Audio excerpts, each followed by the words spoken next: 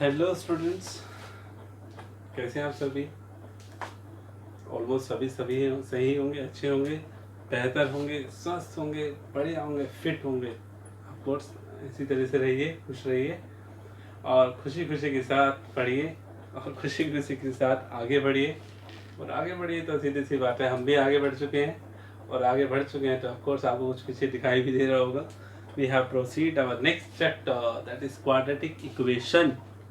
और quadratic equation से कुछ कुछ याद आ रहा है, क्वाड्रेटिक पॉलिनोमियल को लेकर याद आ रहा है। What is the quadratic polynomial? Says ax² + bx + c where a not equal to 0.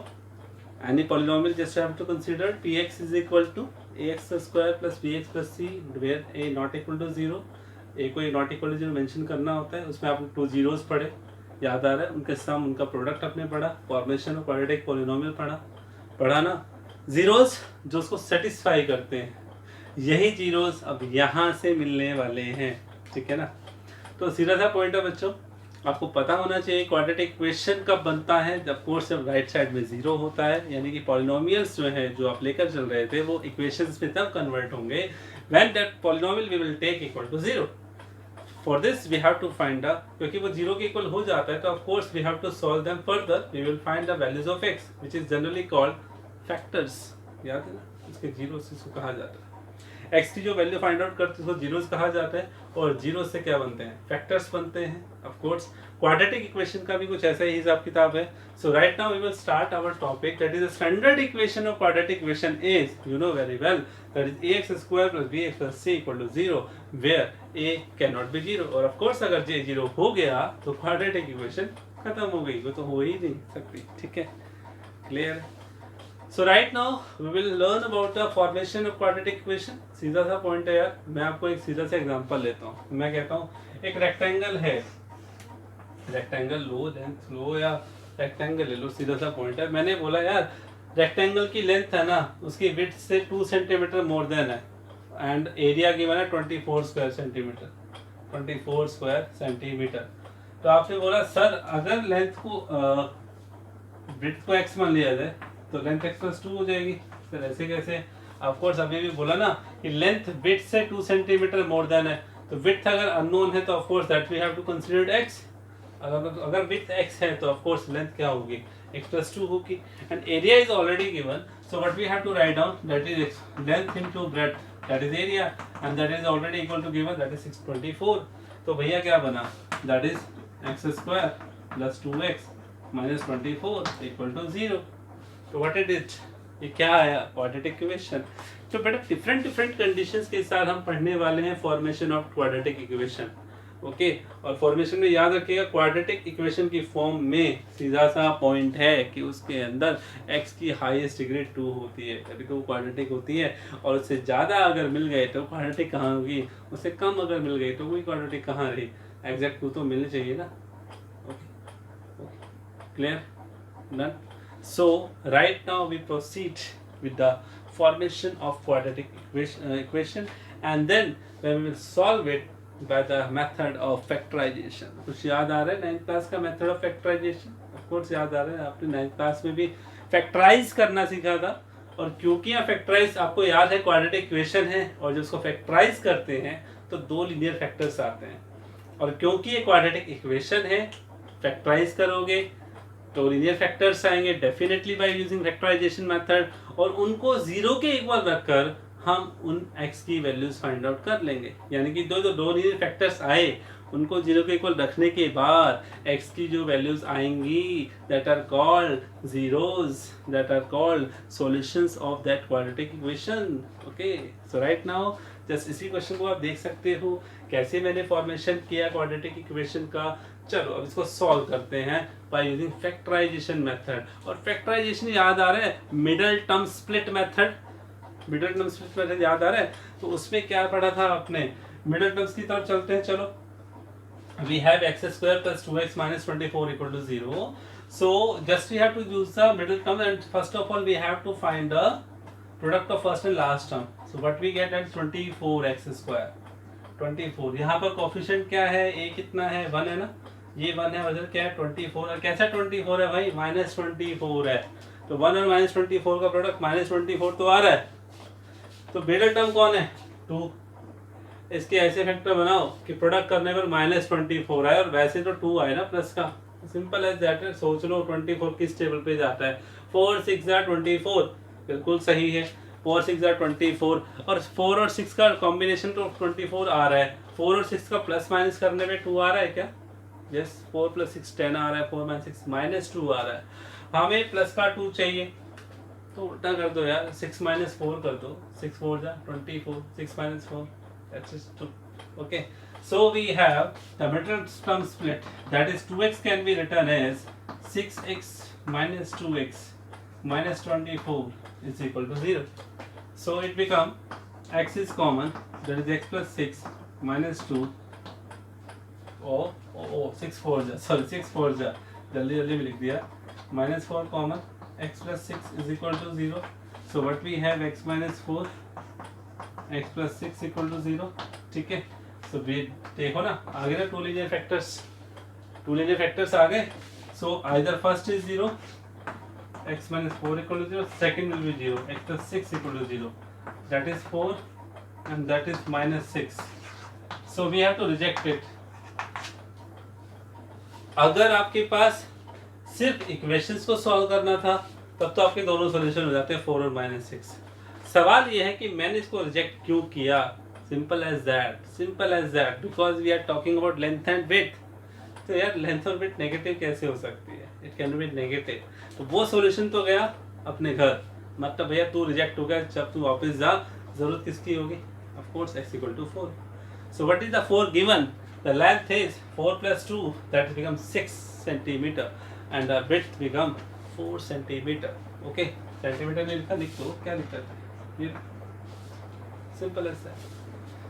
सो समझे बच्चों कि कैसे वर्ड्स प्रॉब्लम से हमारे पास क्वाड्रेटिक इक्वेशंस को फॉर्म करना आएगा और कैसे इसका सॉल्यूशंस फाइंड आउट करना है by using factorisation method. There is lot of method we will solve further, but right now I am just discussing about the factorisation method.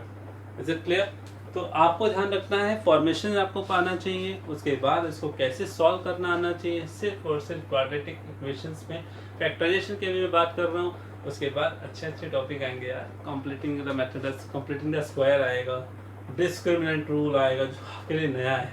ठीक, so let me proceed with another question of the factorisation method. Let's have a look.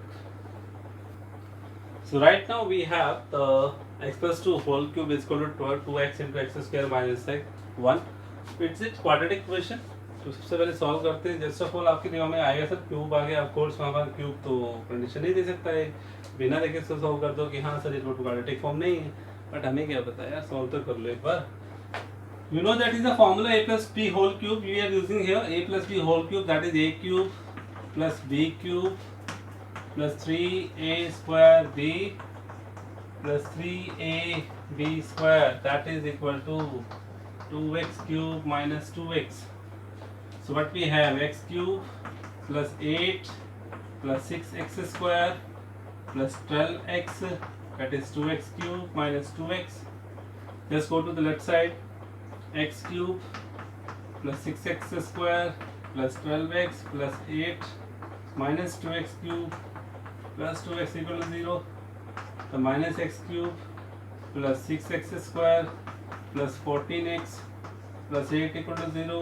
So what it gives, it gives a highest degree of the equation is 3. So it's not a quadratic equation. Cross represent the, it's not a quadratic equation. Okay, so just you have to check out this is a quadratic equation or not. You have to solve the exercise 4.1 first question behind of this. Right now I'm just using the word problem. Twist आने वाला है word problem में, ध्यान से देखिएगा. Let's have a look. So students, right now we have the word problem. A train travels at a uniform speed of distance 480 kilometre. Okay जी, train अपनी speed से जा रही थी 480 किलोमीटर डिस्टेंस से. ठीक है जी, कोई दिक्कत नहीं है. ट्रेन की स्पीड नहीं पता, डिस्टेंस पता है 480 kilometres. Okay, if the speed of the train had been 8 kilometre per hour less, अगर ट्रेन की स्पीड को कम कर दिया, जस्ट क्लिक करो यार दिमाग को फटाफट से, टाइम लगने वाला है, ज़्यादा लगने वाला है. Then it would have taken 3 hours more आ गया ना, more ज़्यादा, to cover the same distance, उतना डिस्टेंस कवर करने में उसको 3 घंटे ज़्यादा लगेंगे, ऑफकोर्स ज़्यादा लगेंगे। So find the speed of the train. मैंने क्वेश्चन की लैंग्वेज को थोड़ा बदल दिया क्योंकि यहाँ जस्ट फॉर्मेशन करना था, मैं आपको सॉल्यूशन भी बता रहा हूँ, ठीक है। जस्ट मतलब ध्यान से पढ़ना है यार। यानी कि ट्रेन अपनी स्पीड से जा रही थी, डिस्टेंस 480 किलोमीटर कवर कर रही थी, टाइम जितना लगना था लग रहा था, ठीक है। स्पीड कम करने की इच्छा हुई, टाइम ज़्यादा बढ़ गया, डिस्टेंस उतना ही था, 480 किलोमीटर कवर करना था। तो सवाल समझ में आया कुछ? सवाल सीधा सा था कि यहाँ पर कंडीशंस पे ध्यान देने वाली बात है। क्वाड्रेटिक इक्वेशन ध्यान रखिएगा, यहाँ पे क्वाड्रेटिक इक्वेशन है, यहाँ भी 2 कंडीशन है। जब ट्रेन अपनी स्पीड से चल रही थी, 480 किलोमीटर कवर करना था, तो टाइम क्या लगने वाला है? स्पीड निकालनी है ना, just you think your mind, distance given है, स्पीड निकालनी है, टाइम क्या होगा? स्पीड तो निकालनी तो कोर्स मानना पड़ेगा x kilometre per hour. Okay, time का formula distance upon speed, distance upon speed, clear. पर टाइम डायरेक्ट नहीं है, लो जी टाइम दे रहा हूँ आपको, अरे टाइम ही दे देता, डिस्टेंस ऑलरेडी दे रखी है, तो स्पीड तो डायरेक्ट ही निकल जाती ना, सोचने वाली बात नहीं है, तो स्पीड तो डायरेक्ट निकल जाती, फिर क्या जरूरत थी उसको आगे 8 किलोमीटर पर आवर लेस करने की, 3 घंटे ज़्यादा देने की। ओके, तो this is the problem you have to solve. तो first one, let speed of the train x kilometre per hour, इसी स्पीड से उसको डिस्टेंस कवर करना था 480 किलोमीटर, तो टाइम कितना लगा, ये टाइम निकाल लो, distance upon speed formula use करो, and that is 480 upon x hours. Okay, अब स्पीड हो गई कम, स्पीड ऑफ द ट्रेन कितनी हो गई, 8 किलोमीटर पर आवर लेस, तब टाइम कितना लगा? चलो पहले ये बता दो, जब ट्रेन की स्पीड कम हो गई इतनी, तो नया टाइम कितना होगा, नई स्पीड क्या होगी, सॉरी, है ना। अगर ट्रेन की स्पीड कम हो गई है तो नई स्पीड क्या बनेगी? ऑफ कोर्स यार, टाइम लेस नहीं करोगे क्या, स्पीड लेस नहीं करोगे, ऑफ कोर्स स्पीड x थी, और अब क्या नई स्पीड क्या हो जाएगी उसकी, of course x - 8। So just have a look, that's it, new speed will be x - 8, 8 kilometre per our. Distance कितना है, वही है सर, उतने कवर करना है।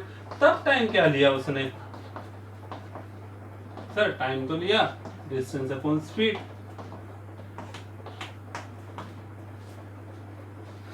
Four 480 upon x - 8। लॉजिक क्या कहता है, ये टाइम ज्यादा है कि नहीं है, क्योंकि स्पीड कम हुई ना, स्पीड कम होने के केवल जो टाइम निकला है, जो ये टाइम नॉर्मल स्पीड से चल रहा था उससे तो ज्यादा है। तो कैसे ज्यादा है, अरे यार सिंपल सा पॉइंट नहीं है क्या यार, लॉजिक क्या कहता है, लॉजिक पे जाना है, फिगर क्या कहती है उस पे नहीं जाना है। फिगर मतलब सर यहाँ x है, यहाँ x - 8 है, अरे डिनोमिनेटर में जो क्वांटिटी ज़्यादा होती है तो वैल्यू उतनी कम हो जाती है, और जितनी कम होती है उतनी ज़्यादा हो जाती है। ऊपर 480 है, यहाँ x - 8 है, वहाँ x है, तो x - 8 कम है ना, तो ऑफ कोर्स ये क्वांटिटी ज़्यादा है। और ये भी छोड़ो यार, लॉजिक क्या कहता है, जब स्पीड कम कर दी गई तो ऑफ कोर्स जो टाइम निकलेगा वो टाइम ऑफ कोर्स ज़्यादा होगा नॉर्मल टाइम से, जो ले रही थी अपना गैप दे रखा है, 3 घंटे का टाइम ज़्यादा लगा था, तो इसका मतलब इस टाइम में से उस टाइम का डिफरेंस कितना है, 3 आवर्स का।